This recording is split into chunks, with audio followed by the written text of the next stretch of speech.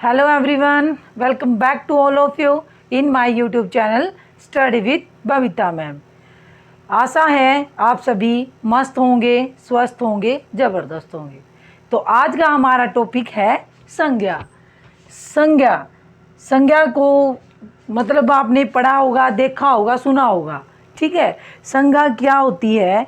जो संज्ञा है हमारी, जितनी भी विजिबल, नॉन विजिबल यानी दृश्य और अदृश्य वस्तुएं हैं, व्यक्ति है, स्थान है या भाव है, उन सभी को हम क्या कहते हैं भाई? उन्हीं को हम संज्ञा कहते हैं। अब बच्चे, संज्ञा स्कूल में हम कुछ और पढ़ते हैं। संज्ञा का जो एक शाब्दिक अर्थ होता है, वो शाब्दिक अर्थ है संज्ञा का शाब्दिक अर्थ। अब शाब्दिक अर्थ यानी शब्द का अर्थ। शब्द का अर्थ क्या है बेटा? नाम। शब्द का अर्थ क्या कहलाता है? नाम। वो नाम किस किस का हो सकता है? वो किसी व्यक्ति का हो सकता है, ठीक है, किसी व्यक्ति का हो सकता है, किसी वस्तु का हो सकता है, या किसी स्थान का हो सकता है, या किसी स्थान का हो सकता है, या भाव का हो सकता है, ठीक है भाई। वो नाम होते हैं। तो क्या है भाई? संज्ञा से अभिप्राय यही है कि वो किसी व्यक्ति के नाम, वस्तु के नाम, जाति नाम, मतलब सभी को क्या करती है भाई? उनके बारे में बताती है। तो अब हम परिभाषा लिखें। परिभाषा किसकी परिभाषा? संज्ञा की। तो लिखे भाई संज्ञा की परिभाषा। किसी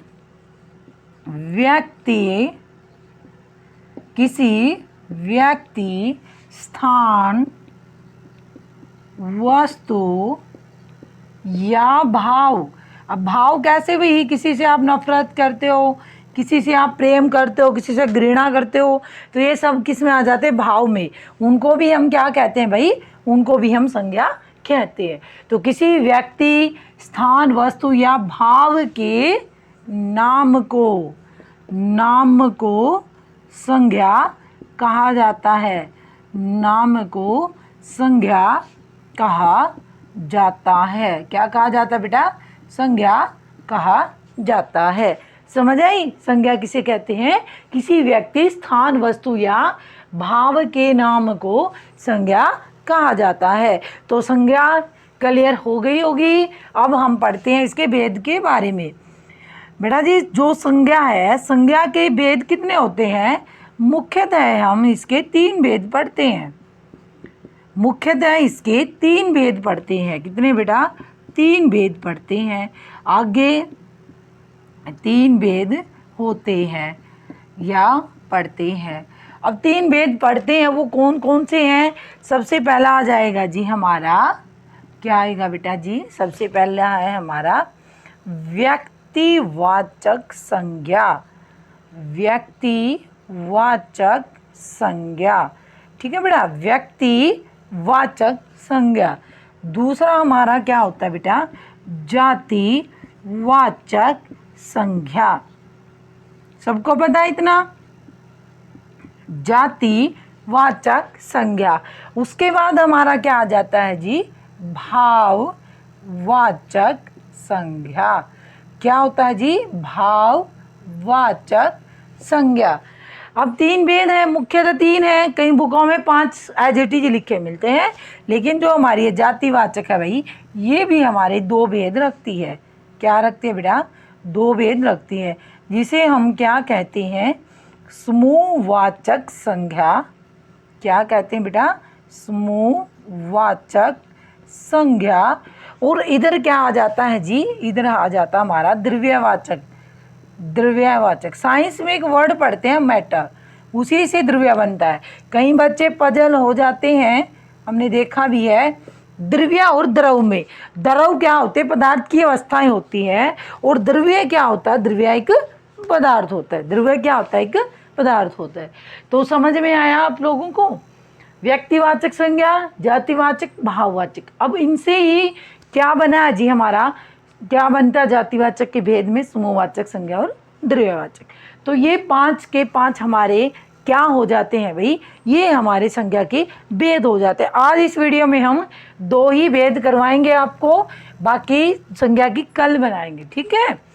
तो इतना समझ में आया आपको। अब लिखिए सबसे पहले हमारा व्यक्तिवाचक संज्ञा। सबसे पहले व्यक्तिवाचक संज्ञा। व्यक्तिवाचक संज्ञा क्या होती है बेटा, सबको पता है। व्यक्तिवाचक संज्ञा हम कहते किसे हैं, व्यक्तिवाचक संज्ञा किसे कहते हैं, ये बात सभी को पता है। ठीक है भाई, सभी को पता है। तो लिखिए व्यक्तिवाचक संज्ञा। अब नंबर 1 है व्यक्तिवाचक संज्ञा। अब व्यक्तिवाचक संज्ञा किसे बोलते हैं, देखो, जिन संज्ञा शब्दों से, जिन संज्ञा शब्दों से, किसके बारे में पता चले भाई, जिन संज्ञा शब्दों से किसी व्यक्ति या स्थान, किसी व्यक्ति या स्थान के सही रूप का पता चले। सही रूप कैसे, हम यदि मोहन को मोहन से पुकारते हैं, उसके गांव को हम उसके गांव के नाम से पुकारते हैं, तो वही क्या होता है भाई, व्यक्तिवाचक संज्ञा। सही रूप से संबोधित करते हैं या सही रूप का पता चलता है, सही रूप का पता चलता है, अब पता चलता है। अब जैसे देखिए, रामपुर गांव में रहता है, रामपुर गांव में गंगा किनारे है, या गंगा के किनारे रहता है। अब आपको पूछेंगे इसमें व्यक्तिवाचक संज्ञा कितनी है, किनारे रहता है। अब जो राम है वो क्या है भाई, व्यक्तिवाचक संज्ञा। रामपुर उसके गांव का नाम है, वो भी व्यक्तिवाचक संज्ञा है। गंगा नदी है जो, वो भी हमारी व्यक्तिवाचक संज्ञा है। समझ आई। तो जिसको हम उसके नाम से पुकारते हैं वही हमारा व्यक्तिवाचक संज्ञा होता है। समझ आई बेटा। दूसरा आ जाता है बेटा हमारा जातिवाचक। अब डिफरेंट क्लियर हो जाएगा दोनों में। जातिवाचक संज्ञा।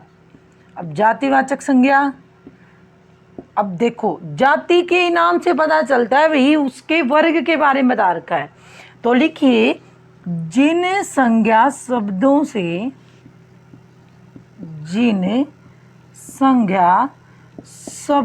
से संपूर्ण क्यों भाई, पूरी की पूरी संपूर्ण जाति या वर्ग का पता चले। अब कैसे पता चलता है भाई, उसे जातिवाचक संज्ञा कहते हैं। छोटे बच्चे रटते थे ना, जातिवाचक पूरी जाति का पता चले, ठीक है, व्यक्तिवाचक एक व्यक्ति का पता चले। अब रटने का नहीं, अब समझने का टाइम है। उसे जातिवाचक संज्ञा कहते हैं।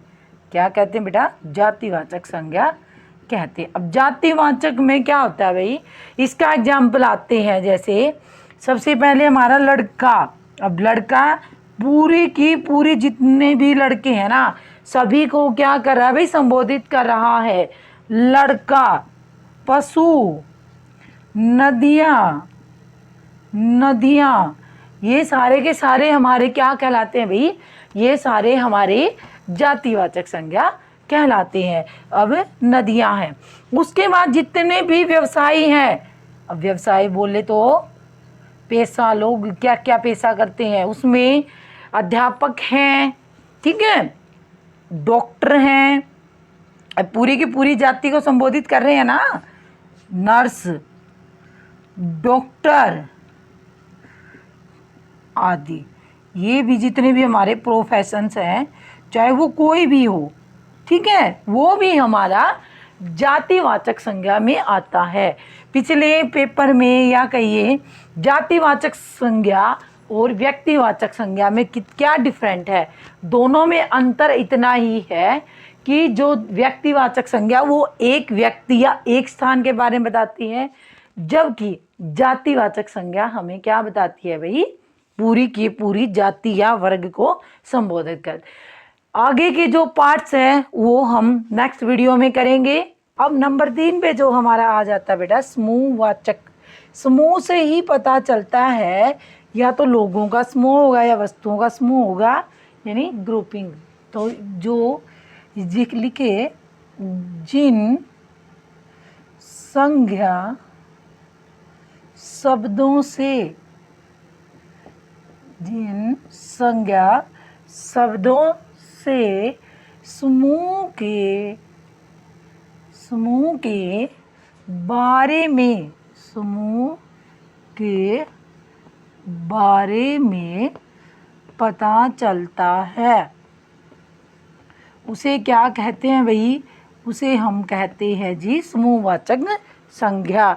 उसे हम क्या कहते हैं, समूहवाचक संज्ञा। जैसे समूह के अर्थ में हमारी सबसे पहले आ जाती है कक्षा। कक्षा किसका समूह होता है बेटा, बच्चों का, स्टूडेंट, विद्यार्थियों का समूह क्या कहलाता है, मंत्रियों का क्या कहलाता है भाई, परिषद, मंत्रियों का परिषद। टोली, खिलाड़ियों की टीम, दल या गुट, ये क्या है भाई, ये हमारे सारे के सारे समूहवाचक संज्ञा के भाग होते हैं या उसके उदाहरण होते हैं। ठीक है, समूहवाचक संज्ञा समझ में आया, जहाँ पर लोगों की, वस्तुओं की, जैसे अंगूरों का क्या हो जाता है बेटा, गुच्छा हो जाता है, वो भी हमारा समूहवाचक संज्ञा का क्या है, उदाहरण है। तो नंबर 4 में हम पढ़ेंगे अब द्रव्यवाचक, द्रव्यवाचक संज्ञा। अब द्रव्य जो मैंने उस दिन भी बताई थी, द्रव्य का अर्थ क्या होता है, पदार्थ। जिन संज्ञा शब्दों से वस्तु है पदार्थों के बारे में पता चले, जिन संज्ञा शब्दों से पदार्थों का बोध हो, पदार्थों का बोध हो, क्या हो बेटा, पदार्थों का बोध हो, उन्हें क्या कहते हैं बच्चे, उन्हें हम द्रव्यवाचक संज्ञा कहते हैं। क्या कहते हैं, उन्हें द्रव्यवाचक संज्ञा कहते हैं। अब जैसे हमारी आ जाती है बेटा जी लकड़ी, लकड़ी से जो सामान बनाया जाता है, उसके बाद आ जाती है जी सोना, उसके बाद क्या आ जाता है, चांदी, जितने भी गहने हैं हमारी धातुएं हैं वो भी इसी के अंदर आती हैं भाई, चांदी। उसके बाद जितना भी किचन का सामान होता है हमारा, किचन का सामान कैसे, जैसे चीनी, चावल, तेल। एक किस्म से हम ये कह सकते हैं कि जो द्रव्यवाचक संज्ञा होती है ना, वो ऐसे होते हैं जिन्हें हम काउंट नहीं कर सकते, बल्कि उसका क्या कर सकते हैं, अभी गिन नहीं सकते, केवल उसका माप लगा सकते हैं। वही हमारी क्या कहलाती है भाई, वही हमारी द्रव्यवाचक संज्ञा कहलाती है। ठीक है बेटा, ये था नंबर 4। अब आगे चलते हैं किस पर, भाववाचक संज्ञा पर। भाववाचक संज्ञा।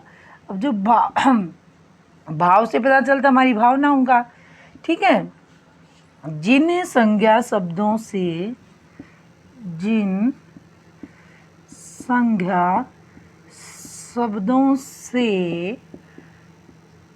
भावों का पता चले, भावों का पता चले या भावनाओं का लगा लीजिए, पता चले, वो हमारी भाववाचक संज्ञा कहलाती है। क्या कहलाती है बेटा, भाववाचक संज्ञा।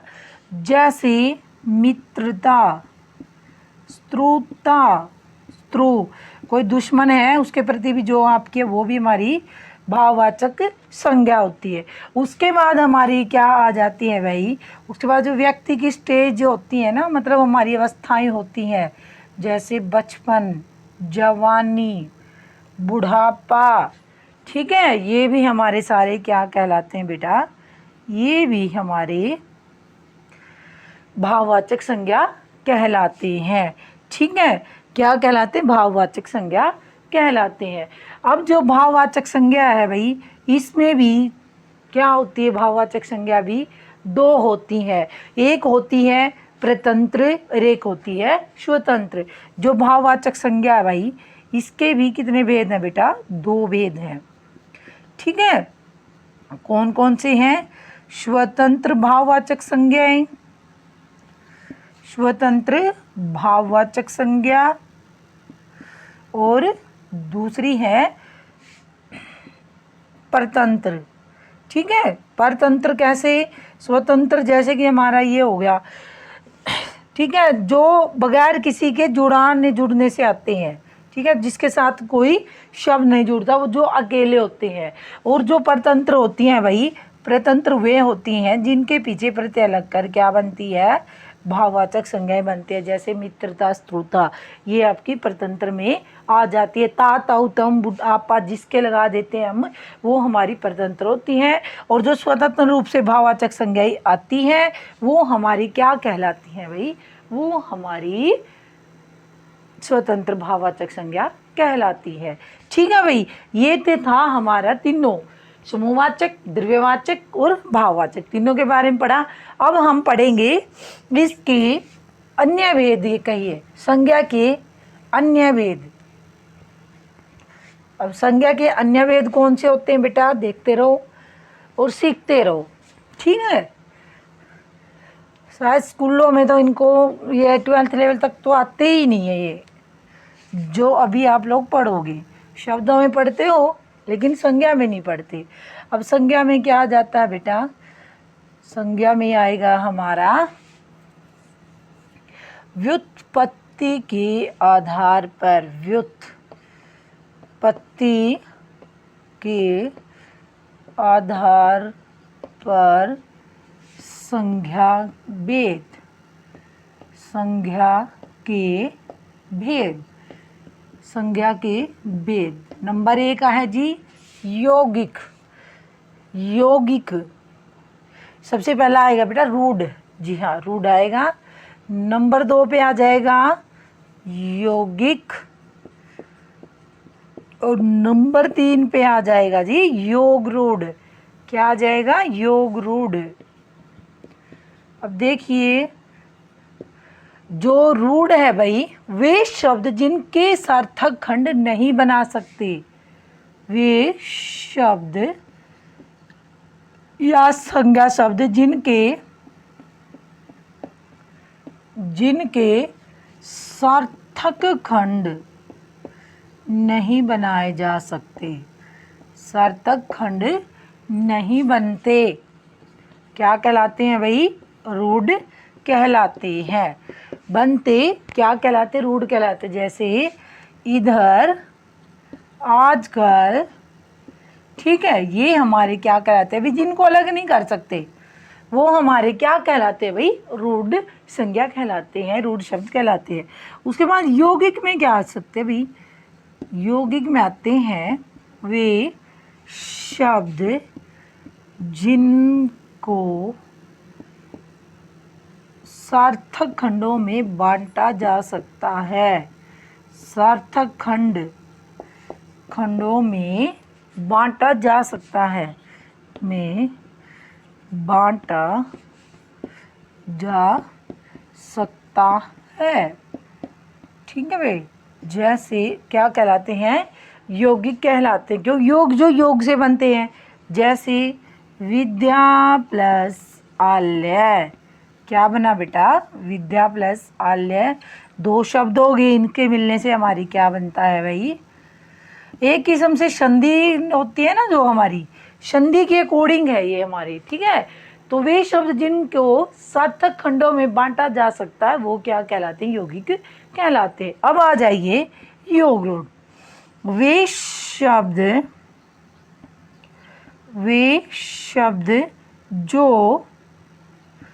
जो अपना अलग अर्थ प्रकट करते हैं,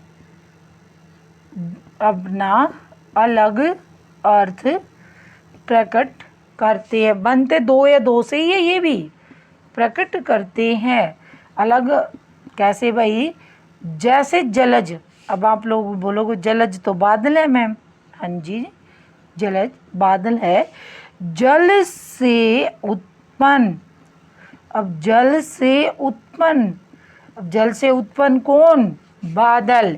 तो जिसने भी जलज अलग ही अर्थ दे दिया, जिसका अर्थ हमारा क्या बना? बादल, तो वो हमारे योग रूढ़ कहलाते। योग रूढ़ क्या कहलाते? जो अपना अलग अर्थ देते हैं वही हमारे क्या कहलाते हैं भाई?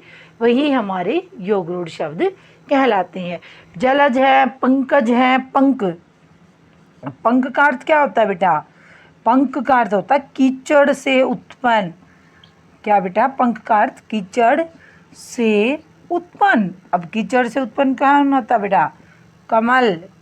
कमल का फूल। तो ये भी हमारा क्या हुआ भाई? योग रूढ़ हुआ। तो बेटा संज्ञा हमारी हुई कंप्लीट। संज्ञा के बारे में हमने कंप्लीट नॉलेज ले ली है, जिसके 5 प्रकार पढ़े थे हमने, ठीक है। और ये व्युत्पत्ति के आधार पर इसके अलग हैं, रूट, यौगिक, योग रूट, ठीक है। ये बिल्कुल अलग है, ये आपको करने हैं। तो लगता है भैया आप लोगों को समझ में आ गए होंगे। तो नेक्स्ट वीडियो मिलेंगे, तब तक के लिए बाय बाय, टाटा। तो वीडियो को शेयर करें, सब्सक्राइब करें और लाइक करना बिल्कुल भी ना भूलें।